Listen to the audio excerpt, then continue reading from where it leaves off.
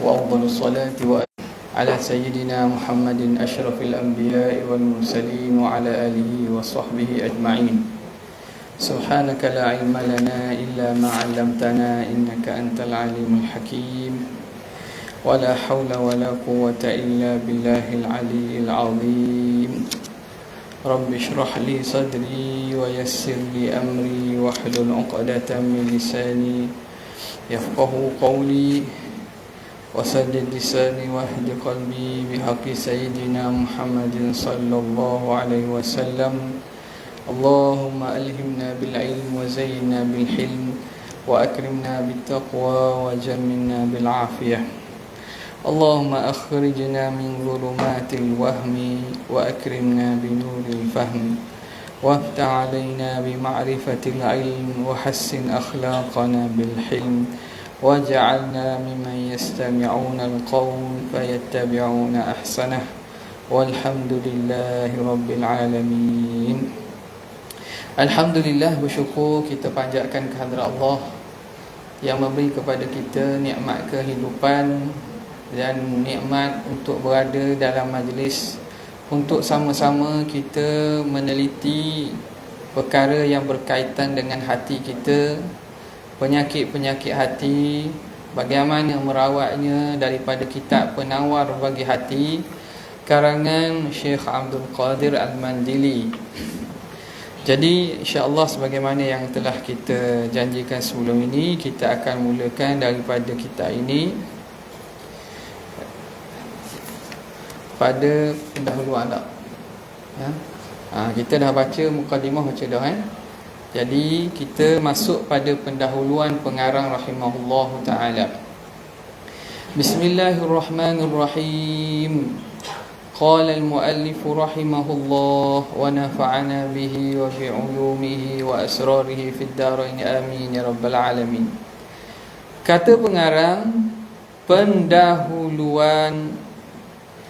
Yang pertama, ketahui olehmu bahawasanya ilmu tasawuf itu pengetahuan yang diketahui dengan dia akan segala kelakuan hati, sama ada kelakuan yang dipuji seperti merendah diri dan sabar, atau kelakuan yang dicela seperti dengki dan membesar diri. Baik, jadi kitab yang kita akan baca ini berkaitan dengan salah satu 3 cabang ilmu agama yang kita maklum, akidah, fiqh dan tasawuf. Jadi kitab kita ini khusus berkaitan dengan tasawuf. Maka pengarang rahimahullahu ta'ala dia ta'riflah dulu tasawuf tu apa. Penting kita kena ada tasawur, gambaran tentang makna sesuatu tu dengan gambaran yang betul. Penting kita kena tasawur. Tasawur ni makna kita kena faham, reti, kena gambarkan sesuatu dengan gambaran yang betul. Baru kita punya pemahaman nanti baru betul. Nampak? Tasawuf, ramai orang nak mengajar tasawuf. Ramai orang nak mengajar makrifat. Ramai nak mengajar mengenal Tuhan. Ramai nak mengajar ilmu-ilmu yang sampai ke martabat-martabat tinggi. Tapi kita tahu tak tasawuf tu benda? Kalau kita tak tahu, kita kena kecong dia orang, kena lepong dia orang. Jadi sebab itu penggunaan istilah ini kena tahu. Paling kurang masyarakat awam kita kena didedahkan dengan asas-asas. Yang mana dengan asas ini kita dapat jaga benteng diri kita daripada penyalahgunaan dan dakwaan-dakwaan orang yang cuba nak menyesatkan. Yang mana kadang mereka pun tak tahu kan mereka sesat. Ada juga. Mereka tak tahu mereka sesat. Lalu dia anggap, dia ajak orang sesat pula. Na'udzubillah min dzalik. Baik. Jadi sebab itu penting dalam sesuatu nak mengaji apa. Kena masuk sekolah betul lah. Tak? Nak mengaji bahagian apa? Bahagian elektronik. Maka kena masuk sekolah dan ambil subjek yang betul. Jangan dia ambil subjek kedoktoran. Nampak? Jadi salah tu. Isi tak kena dengan tajuk. Kulit depan lain, tajuk dalam lain. Sebab itu awal-awal pengarang beri perhatian betul tentang makna tasawuf. Makna tasawuf ni. Yang mana kita tahu dah tasawuf ni dalam kedudukan, dalam hadis Jibril dia berduduk pada makam ihsan. Makam ihsan ni makam yang tinggi lah. Nampak tak? Makam yang tinggi ihsan. Anta'budallah ka'annaka tarah. Kamu menyembah Allah seakan-akan kamu melihatnya. Fa in lam takun tarah fa innahu yarak. Kalau kamu tak mampu melihat, yakin dan pastilah bahawa dia melihat kamu. Jadi bila kita tahu kedudukan tinggi, tiba-tiba orang duduk jual ke kita pengajian tasawuf tapi isinya tak betul. Isi tak betul. Nampak tak?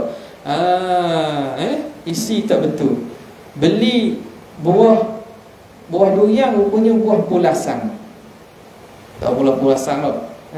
Dia lebih kurang macam durian tu. Apa yang durian pula? Rambutan. Rambutan dengan pulasang. Kalau kita kenal dah, orang kita kenal dah buah rambutan mana, pulasang mana. Kalau orang tak kenal, orang duduk bukan di negeri-negeri ni, orang luar, orang Arab, Amerika, dia kata this is rambutan. Dia rambutan. Padahal bukan rambutan, buah pulasang. Nampak tak? Jadi nama tak kena dengan hakikat sebenar.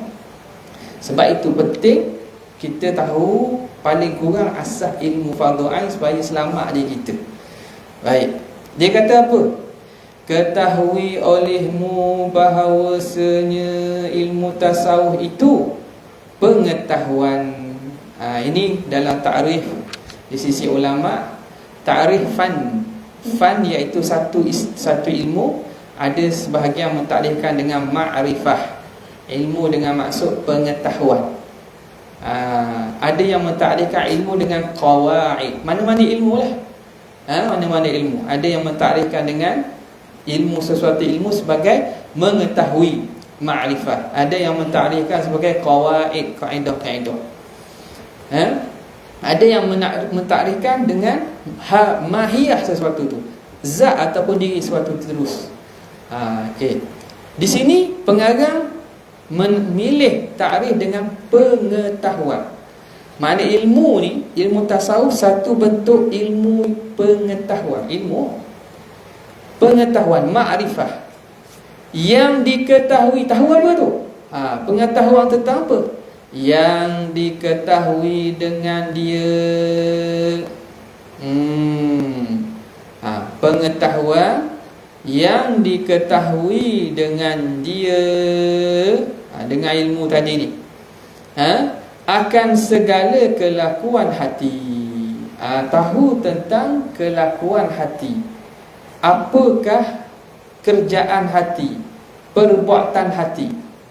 Jadi maudhu' ataupun kita kata topik perbincangan, maudhu' ilmu tasawuf, topik perbincangan dia ialah berkait dengan kelakuan hati. Nak cara hati kita ni, perangai dia guana, perangai baik ke perangai bodoh, sebagaimana jasad manusia tak? Dia boleh tahu ni perbuatan baik, ni perbuatan bodoh. Hati ni juga boleh kenal. Jadi ilmu tasawuf, ilmu mengenal akan segala pengetahuan hati. Dari aspek mana? Sama ada kelakuan yang dipuji, satu, atau kelakuan yang dikeji. Lakuh sikit, maknanya dua aspek. Sama ada mengetahui tadi kelakuan hati, dua perkara. Kelakuan yang dipuji dipanggil mahmudah, akhlak ataupun sifat al-mahmudah yang dipuji, ataupun kelakuan yang dikeji, sifat mazmumah. Nampak tak? Mudah je ni sebenarnya tuan-tuan bapa sekalian. Tak mudah je. Anak-anak kita belajar di sekolah. Tapi ilmu ni belajar mudah, amal payah. Nak amal tu payah. Nak bolehkan amal tu payah. Dia senang je. Sifat-sifat baik. Kalau saya bagi kertas seseorang, sila senaraikan sifat baik, sekejap je boleh dah. Sekejap boleh tulis belaka. Sila senaraikan sifat-sifat buruk, boleh tulis. Tapi banyak mana hak kita buat? Hak mana tu? Tu payah lah tu. Hak tu payah lah. Jadi dia kata mengetahui sama ada kelakuan yang dipuji seperti dicontoh seperti merendah diri. Merendah diri, apa panggil tawaduk, rendah diri. Nanti tawaduk dia kena ada cara kok. Tak betul cara, orang tak panggil tawaduk. Nampak tak? Orang tak panggil tawaduk kalau tak betul cara. Tak boleh pahala pun kadang. Kalau tak kena cara. Sebab tu kadang-kadang walaupun nampak mudah, ada perkara-perkara yang kita kena betulkan balik pemahaman kita terhadap perkara-perkara hati ni. Kita ingat ke kita ni tawaduk dah? Tak? Ingat ke tawaduk dah? Rupanya tawa duduk. Kita ni tawa duduk, bukan tawaduk. Jadi tak ada benda boleh pahala, tak boleh pahala.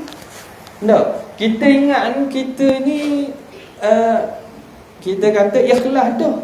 Rupanya kita ni ujuk lagi, ta'ajuk lagi.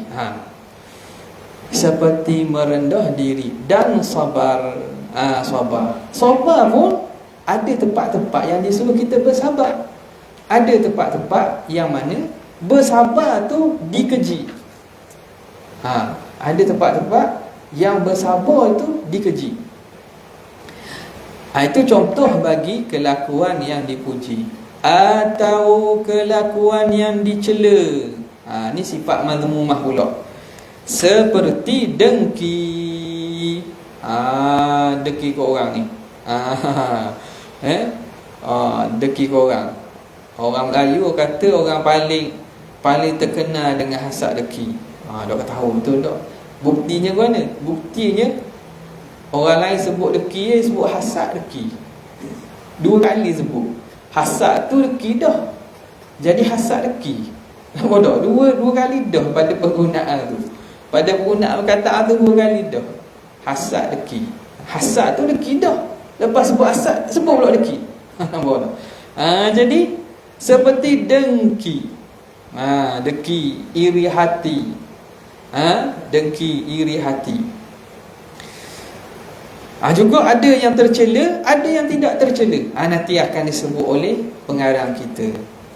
Dan membesar diri. Membesar diri ni istilah bahasa sebut takabbur.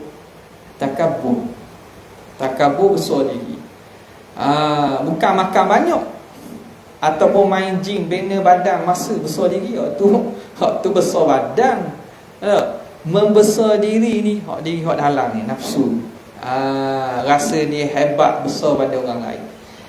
Terkeji kat mana tu? Akan disebut oleh pengarang rahimahullahu ta'ala. Yang pertama pendahuluan tu. Jadi jelaslah kita bahawa tasawuf ini ilmu hati. Hak tu hak sebenarnya nak daripada tasawuf. Hak lain tu benda-benda yang kita kata aksesori lah. Aksesori. Kalau orang tu ngaku tasawuf, tasawuf ni orang yang bersifat dengan, yang beramal dengan tasawuf sebenar dipanggil ahli sufi. Kita biasa dengar kan sufi-sufi tu orang yang safa, yang bersih hatinya, yang hatinya ikhlas, tidak ada perkara-perkara yang sifat-sifat mazmumah ni dia hiasi sifat-sifat mahmudah dalam hati sehingga dia jadi bersih. Ahli sufi. Yang mana ahli sufi ni apa? Orang yang mengamalkan tasawuf. Jadi tiba-tiba dia ahli sufi, tapi dia paling banyak dengki ke orang. Jadi kita boleh kecam lalu lah. Ni sufi ke waswi sufi? Sufi ke waswi sufi ni? Dia sufi, tapi dia banyak laga orang. Dia banyak kutuk orang. Dia banyak kata orang. Dia kata dia sufi. Ahlillah ma'rifat, orang arif billah pula. Jadi sebab itu penting kita jangan dengar atau terpengaruh dengan slogan-slogan saja. Kita biar tahu berdasarkan ilmu. Tasawuf ni ilmunya gian. Nampak? Jadi orang yang ada ciri-ciri barulah kita nak kata dia ni layak atau tidak layak. Tu pun bukan hak kita nak kata. Para ulama yang mengiktiraf. Sebab kita pun tak kenal. Kita bukan ahli. Okey. Cuma kita buat penjagaan diri kita daripada golongan-golongan yang cuba nak mengaburi mata orang. Ya tak boleh ni, dia ni ahli sufi. Ahli sufi tapi tak semayang. Jadi itu masalah ya. Penting kita tahu tentang ilmu tu, bagaimanakah sifat ilmu tersebut, hakikat ilmu tersebut. Yang kedua, dan ada pun faedahnya, maka menyampai ia kepada mengkosongkan hati daripada yang lain daripada Allah Ta'ala, dan menghiasinya hati dengan memandang kepada Tuhan sekalian alam. Tadi dia cerita tentang haddul tasawuf, ta'rif tasawuf. Sekarang ni dia cerita tentang faedah tasawuf. Apa faedah kita mengaji kitab ni? Kitab yang tak mahal pun berapa riyal. Saya ni 3 riyal setengah. Dah jauh lah. Orang Melayu saya tak tahu berapa. Apa faedahnya kita habiskan duit kita 3 riyal setengah ni? Baik beli nasi buku, nasi bajet 3 riyal pun ada. Jadi apa faedah pengajian tu? Apa faedah ilmu tasawuf ini? Dan ada pun faedahnya, faedah ilmu tasawuf menyampaikan ia ilmu ini kepada mengosongkan hati. Ilmu ini menjadi faedah dia bila kita beramal lah. Kita bukan tahu saja. Cakap boleh senang cakap, boleh cakap hebat lagi ada. Tetapi apa beramal dengan ilmu ni, dia dapat membawa kepada mengosongkan hati daripada yang lain daripada Allah. Hak tu hak paling kita panggil paling paling penghabisan. Kita kata dalam penyucian, maknanya kosongkan hati daripada selain Allah. Apa dia? Kita membersihkan hati amma siwallah, membersihkan hati daripada ma siwallah, selain daripada Allah. Takhliyatul qalbi amma siwallah, kita bersihkan hati daripada selain Allah. Maknanya ada Tuhan saja dalam hati. Bukan Tuhan ada dalam tu, makna tidak kita pandang kecuali kepada Allah Subhanahu wa ta'ala. Dan menghiasinya, tu hati tadi lepas kosong, dia tak boleh biar kosong. Dia kena hias, kena isi dengan apa? Menghiasinya dengan memandang kepada Tuhan sekalian alam, isinya dengan Allah. Ini yang konsep yang disebut sebagai at-takhliyah wa tahliyah. Kita kosongkan hati itu makna proses takhliyah, pengosongan hati daripada selain Allah. Buang siwa, buang selain Tuhan. Dan kita masukkan dalam hati hanya Allah Subhanahu wa ta'ala sahaja. Tahliyah. Tahliyah ni kita hiasi, kita isi hati. Nampak? Yang ketiga, dan ada pun hantarannya, maka iaitu hati manusia daripada pihak kelakuan yang datang kepadanya. Ini maudhu' dia apa? Maudhu' makna fokus ilmu tasawuf tentang apa? Tentang hati. Min haitsu al-ahwalul 'aridah, dari segi hal-hal yang mendatangi hati. Hati kita ni dia ada mari, ada mari kelakuan tu. Jadi fokus ilmu tasawuf nak bincang kelakuan hak mari kepada hati. Kelakuan macam ni apa tindak balas kita? Kelakuan macam ni macam mana kita nak bertindak? Nampak? Jadi orang betul-betul ni kata orang bijak ni, bijak sana. Bijak sana. Tidak bijak sini aja. Tak bijak di dunia, dia bijak sana. Bijak dia sampai ke akhirat. Ni hati. Dia tengok setiap kelakuan hati tu. Dia tak buat dulu. pakai dia fikir, dia tenung, baru dia buat. Nampak? Jadi maudhu' fokus ilmu tasawuf ni pada hati, min haitsu ahwaluhul 'aridah, dari segi kelakuan-kelakuan hati yang mendatang. Yang keempat, dan ada pun hukumnya, maka fardu ain atas tiap-tiap yang berakal lagi sampai umur. Hukum dia apa? Hukum fardu ain. Apa maksud fardu ain? Wajib atas tiap-tiap orang. Yang apa dia? Yang berakal lagi sampai umur mukallaf. Berakal, dia sihat akal dia, boleh mikir molek, bukan orang hok mana ni kena pergi ambil ubat sakit. Nampak tak mana dengar sekretari, bukan, akal sihat sampai umur dah, bukan budak kecil. Makna tarikh kita orang balighun aqilun, balik lagi berakal. Jadi mereka ni hukum apa? Hukum fardu ain. Fardu ain. Apa maksud fardu ain? Fardu wajib atas tiap-tiap individu. Tak boleh seflek ni wakil seorang dah, tok imam, tok bilal dah belajar ataupun beramal dengan akhlak ni, orang lain tak ya, tak boleh wakil.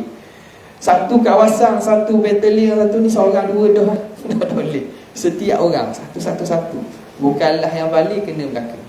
Tak boleh. Kalau tak boleh, kita nak wakil ke orang. Ada pun fardu kifayah, tak apa. Fardu kifayah, maknanya dalam sekumpulan masyarakat atau kumpulan manusia itu ada wakil, ada yang melaksanakan, maka gugur sembahyang jenazah. Ada dah yang telah sembahyang jenazah terhadap jenazah orang Islam, gugur tuntutan, gugur fardu tu. Tak, gugur fardu, makna tak berdosa. Kalau tak ada belakang baru dosa. Okey. Jadi fardu ain, bila fardu ain kita kena ambil berat lah, kena ambil berat. Yang kelima, dan ada pun tempat ambilnya. Tempat ambil makna istimdad. Bahasa Arab istimdad makna sumber. Ilmu ni mari mana ni? Ambil mana? Daripada buku mana? Reka-reka, buat formula sendiri ke macam mana? Ambilan dia di mana? Itu sebab apa kena penting ni? Sebab ilmu syariat ni kena tahu asal. Dia tak boleh reka-reka. Buat ilmu tasawuf reka-reka, boleh ilham, boleh ni, tak. Ilmu agama dia kena tengok kepada sumber. Tak boleh nak cerita-cerita ikut dang, tak boleh. Sebab tu penting kena tengok sumber di mana. Sebab nak kira wajib, nak jadikan benda wajib, bila wajib ni siapa yang berhak mewajibkan? Siapa berhak? Allah Ta'ala dia. Allah Ta'ala sahaja yang berhak menentukan kewajipan pada hukum. Jadi kerana itu kena tahu ambilan. Dan ada pun tempat ambilnya, maka daripada Quran yang mulia, Al-Quranul Karim, dan hadis Nabi sallallahu alaihi wa alihi wasallam. Sumber di mana? Daripada Al-Quran dan hadis. Bila kita faham gitu, tahulah bahawa ilmu tasawuf ini ilmu yang bertunjangkan Al-Quran dan hadis. Ada orang kata ilmu tasawuf ilmu ayat acak. Ayat acak. So ayat acak. Aico kata huduh sebab dia salah gambaran. Dia ingat ilmu tasawuf tu orang pergi sembah kubur, orang pergi buat pelik-pelik, orang yang pergi benda ni lomor darah binatang, sembelih binatang. Dia pergi salah faham gambaran tasawuf. Tiba-tiba dia kata ayat acak. Nak sabar dia kata ayat acak sebab dia salah faham tu. Itu penting kita menggambarkan ilmu dengan gambaran betul. Nampak tak? Ni gelak ilmu tasawuf, ilmu ayat acak. Kotor kata, kotor. Mula utara ayat acak. Padahal ilmu ni ilmu Quran hadis. Ilmu berkaitan dengan hati. Macam mana kita nak kata dia tu kotor ayat acak? Air ucur, air lokang. Tak betul. Jadi yang salahnya otak dia salah tu. Otak dia telah melabelkan benda yang salah kepada tasawuf. Okay. Lepas tu dia salah label, dia pun ajar orang, dia pun kata gitu. Akhirnya orang bersesat. Itu bahaya tu tuan-tuan puan-puan sekalian. Tengok, dia kata ambil daripada Quran dan hadis Nabi. Nanti kita tengok Betul ke tak? Ambilan Quran hadis ni. Yang keenam, dan ada pun namanya, nama apa? Nama ilmu tasawuf ni lah. Ilmu tasawuf. Ilmu tasawuf. Nama lain ada lagi, ilmu tazkiyah. Tazkiyah ni makna pembersihan, penyucian. Tazkiyatil nafs, pembersihan hati. Lagi dinamakan juga ilmu akhlak. Dinamakan ilmu akhlak. Kemudian dia panggil ilmu qalb, ilmu hati. Itu nama-nama ilmu tasawuf lah. Yang melibatkan apa? Ilmu hati, ilmu tasawuf. Itu nama bagi tasawuf. Okey. Sesat. Jadi dia ambil 6 daripada pengetahuan ataupun pendahuluan tentang ilmu. Di dalam istilah dipanggil sebagai mabadi' asyarah. Pengenalan yang 10. Ada 10 perkara. Ada di ta'rif, maudhu', thamarah, faedah belajar, kelebihan, ada sini kelebihan, kemuliaan dia, nisbah dia. Jadi dipilih 6 daripada 10 itu, dan benda ni yang bahasa yang penting lah. Baik, kita tengok lagi. Dan ketahui olehmu bahawasanya maksud daripada ilmu tasawuf itu membersihkan segala anggota yang zahir daripada segala perbuatan keji. Nampak? Ni kalau tuan-tuan ada soalan boleh tanya. Boleh tanya langsung kat tangan. Tak payah diri je. Tanya je. Tanya terus je. Kalau ada apa-apa tu tanya. Kalau ada kekeliruan ke apa, tanya terus. Okey.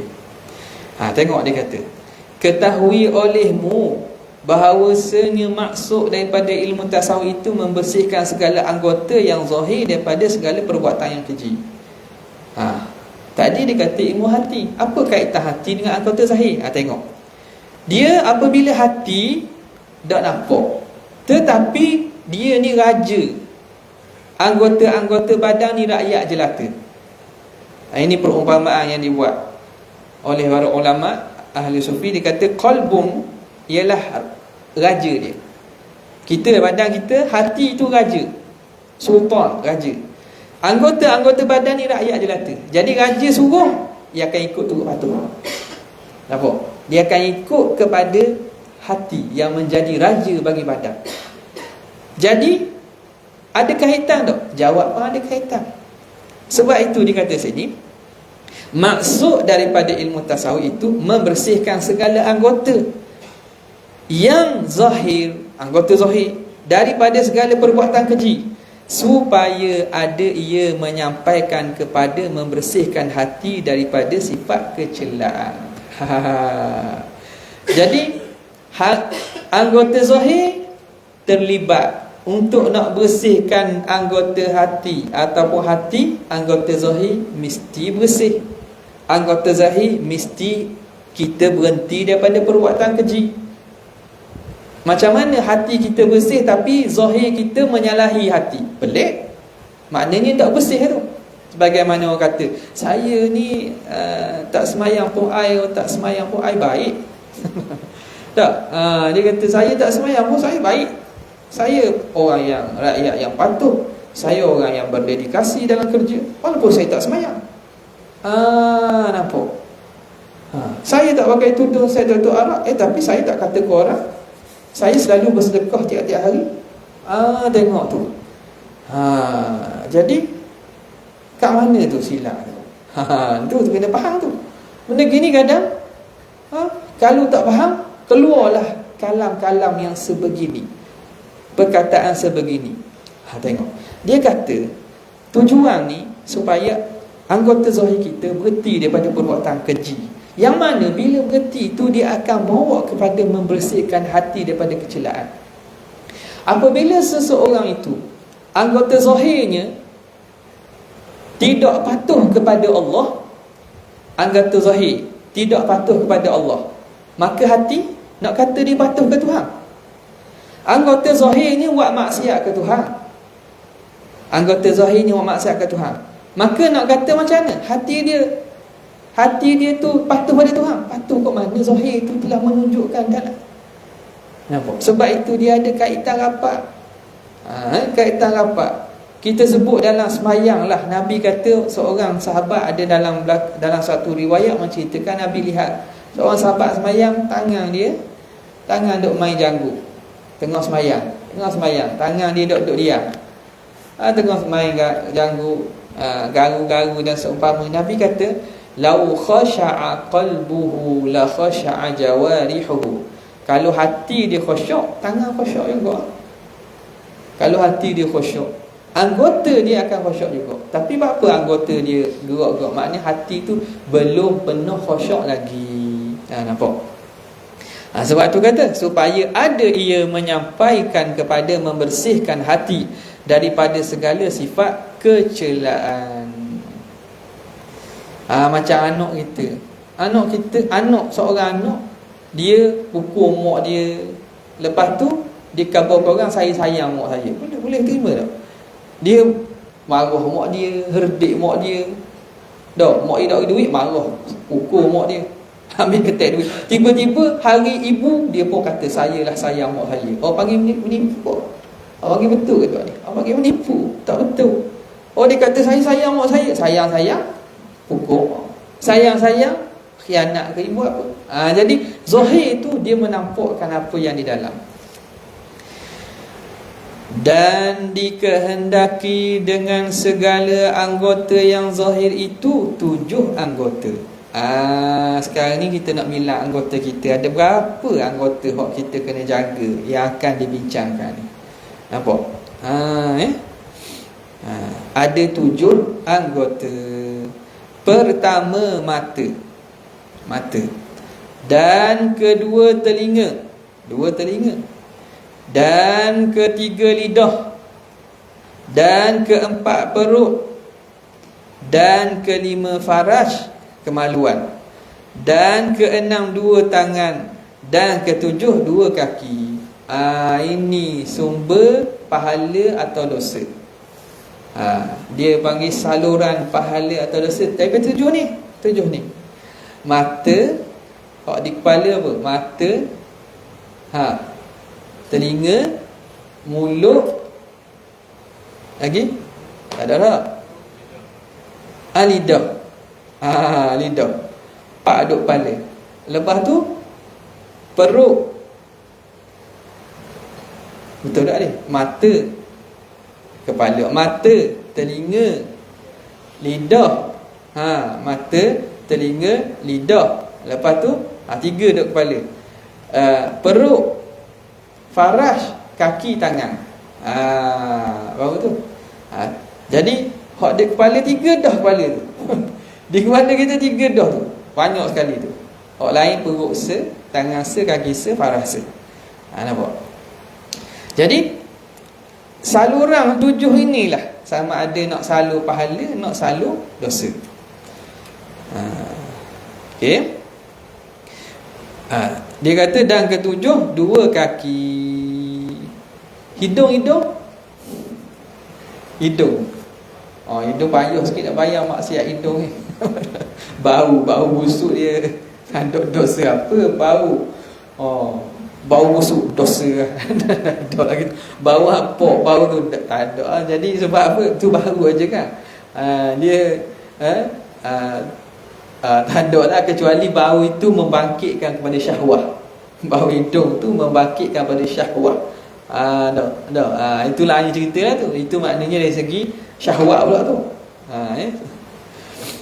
Dan hendaklah engkau ingat di dalam hati engkau akan bahawasanya Allah Ta'ala telah memberi nikmat ia akan dikau dengan beberapa nikmat yang besar-besar. Jadi dia pesan pula di ni. Dan hendaklah engkau ingat dalam hati tu. Ingat dalam hati. Bahawa Allah beri nikmat yang besar. nikmat yang besar-besar kepada kita. Dan iaitu apa dia nikmat besar? Iaitu segala anggota engkau. Anggota kita ni, oh nikmat. Nak tahu besar tak besar nikmat kalau anggota tu tak ada ataupun hilang fungsi. Kita kalau boleh ada tukar nak tukar. Ada tukar nak tukar. Mata tak boleh nampak. Kalau boleh beli mata, ada duit. Pendengaran tak ada. Kalau boleh ada duit nak beli, boleh beli. Nak beli. Tunjukkan besar nikmat anggota ni besar. Dan bila beli pula, adakah boleh hak sama? Takkan sama sekali. Takkan sama sekali dengan hak asal. Kaki tak ada kena potong, kaki basuh, sama ke tak? Takkan sama sekali. Sebab itu anggota tu besar. Dan kita berapa ya kita beli dengan Tuhan? Berapa ya kita beli hak 7-7 ni? Tak. Tubik-tubik tu ni kita beli dengan Tuhan. Berapa ya? Tak ada, boleh beli je. Boleh beli saja-saja. Bila begitu benda hak Tuhan nak suruh kita bayar lah. Nama je bayar, tapi tak, bukan bayar orang tu boleh faedah ke Tuhan, faedah ke kita. Dan yang wajib atas engkau memeliharanya.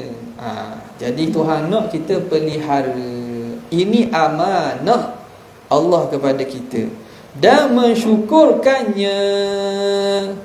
Syukurkannya. Sebab tu anggota badan kena pelihara. Dia tak boleh senang-senang. Rasa jari banyak kan nak kerak seputung. Nak kerak seputung. Orang zaman dulu kerak sungguh. Ia janji ke, ia supah ke, kerak jari. Oh, ni perangan. Ada lagi lah ni, tak tahu. Kalau jenis-jenis gangster samsai ke kadang-kadang. Kalau tak aku kerak jari aku. Ingat main-main ke kerak jari. Saya tengok dah cerita je. Tuan-tuan mungkin ada pengalaman tu. Saya dah tahulah jumpa orang gitu. Dia kata kalau dok kerak jari. Kerak jari. Anda berani dia kerak jari. Hak gurau dia kata, tapi tak boleh main gurau ni kerak jari bukan hak kita ni. Walaupun seruah jari. Kadang dok kerak belakang dok. Takut kok kerak seruah. Kerak seruah sebab apa? Sebab benda hak dia janji tak jadi ke orang dia ke? Kerak seruah. Ingat jari seruah ni hak awak. Ke hak kita ni. Hak Tuhan ni. Jadi bukan boleh senang-senang kita nak kerak potong. Nampak tak? Sebab itu dia kata Tuhan suruh pelihara. Jadi Allah Ta'ala beri anggota badan, peliharalah dia. Pelihara anggota badan. Wajib hukum dia. Jadi orang mak salih orang pun tak so kira lah ikut nak buat dia. Dah, dia tak kena muka dia ubah muka manusia jadi binatang, jadi rimau, jadi kucing. Tu Allah kira lah tak ada agama. Kita ni yakin Allah beri kepada kita nikmat ni dan Tuhan minta kita jaga dan pelihara. Kewajipan menjaga pelihara. Sebab tu haram kita menumpahkan darah orang, menghilangkan nyawa orang, kerak tangan orang. Tak boleh tu. Dan mensyukurkannya. Disuruh kita syukur pula. Apa itu syukur? Sarful abdi jami'a ma an'ama Allahu alaihi lima khuliqa li ajlihi. Hamba menggunakan segala nikmat yang Tuhan beri kepada tujuan nikmat itu diberi. Itu makna syukur pada istilah. Kita guna nikmat yang Tuhan beri kepada tujuan nikmat itu diberi. Tangan Tuhan suruh buat apa? Buat benda-benda baik, tolong orang, bantu orang, kerja, cari nafkah yang halal. Mata guna untuk perkara baik, tengok alam, tengok pada kejadian alam, guna untuk kerja dan seumpamanya. Baca Quran, tengok bini, tengok anak. Apa? Guna untuk perkara yang dijadikan. Maka kita telah melaksanakan kesyukuran bagi anggota itu. Maka jika tiada memelihara engkau akan dia, nescaya nescaya selagi tak? Ada titik? Ada titik kan? Selagi jadi saksi semuanya atas engkau pada hari kiamat. Jadi pengarang kita peringat ingat bahawa anggota kita ini, tubuh badan kita ni Tuhan suruh jaga, dan Tuhan suruh tunaikan hak kesyukurannya. Kalau kita tak pelihara, apa akan menjadi? Allah Ta'ala akan jadikan anggota itu selagi, makna lagi akan jadi saksi semuanya atas engkau. Saksi alaihi, saksi ke atas, makna saksi lawan kita, bukan saksi pihak kita, saksi lawan kita. Si fulang menyalahgunakan tangan. Ya Allah, dia telah buat giam pada waktu ni. Si fulang salah guna kaki, dia buat giam pada waktu ni. Dia kena saksi. Yauma tashhadu alaihim alsinatuhum wa aydihim wa arjuluhum bima kanu yaksibun. Tu ayat lain. Dalam ni ada sebut. Ni didatangkan firman Allah Subhanahu wa taala, al-yauma nakhtimu ala afwahihim. Ni surah Yasin.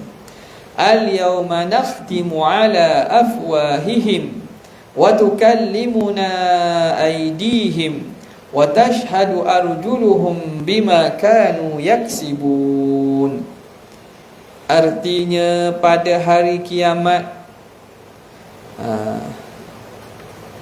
mengecok oleh Allah.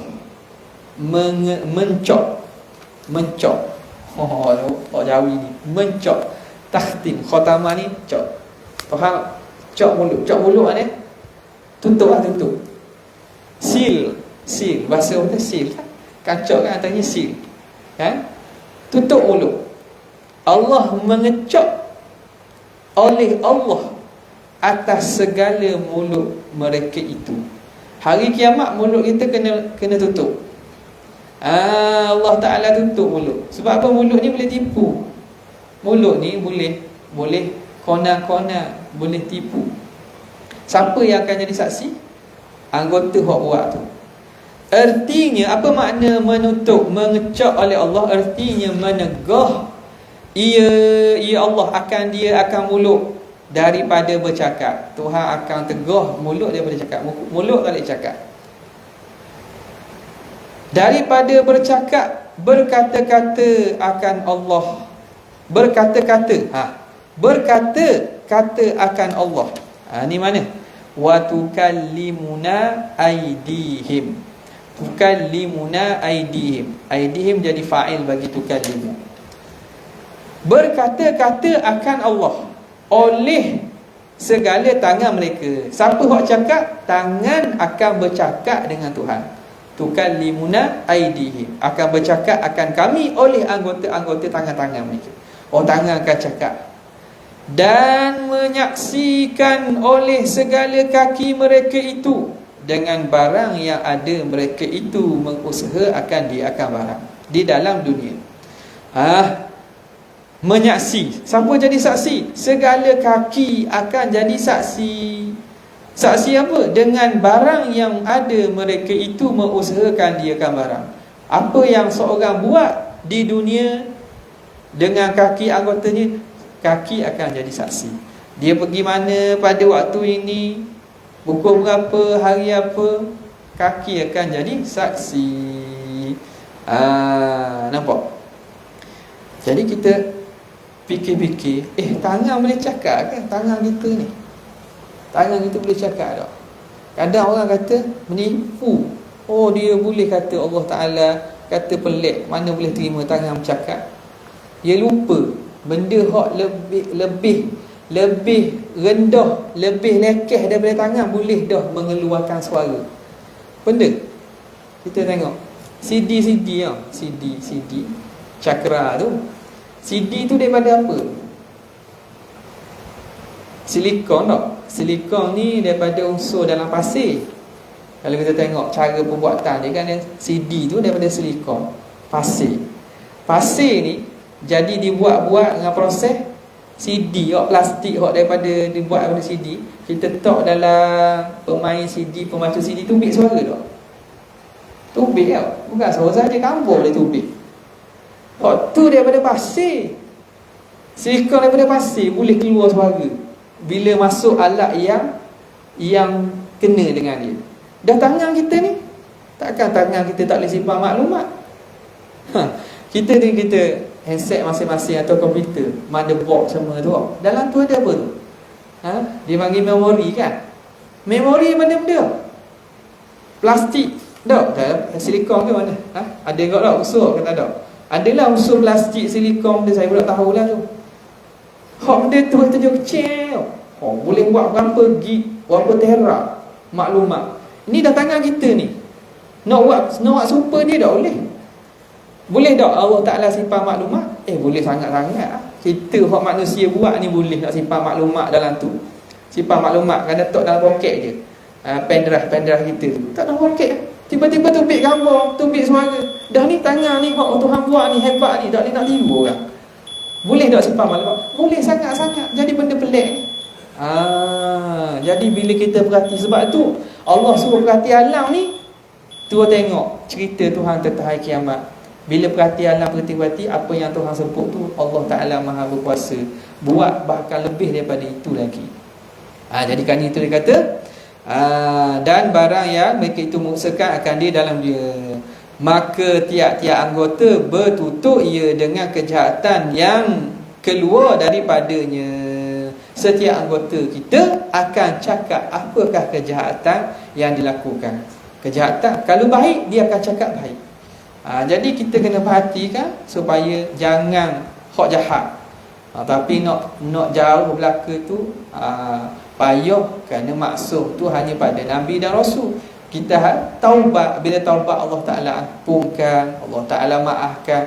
Akhirnya hak kekal, hak baik-baik saja. Hak jahat Tuhan akan hapuskan. Jadi kerana itulah kena perbanyakkan amal soleh dan juga bertaubat kepada Allah Subhanahu wa ta'ala. Dan firman Allah Ta'ala, wa ma kuntum tastatirun wallahu ta'ala a'la wa a'lam. So insya-Allah sekadar itu saja untuk kali ini. Wabillahi taufiq wal hidayah. Assalamualaikum warahmatullahi wabarakatuh.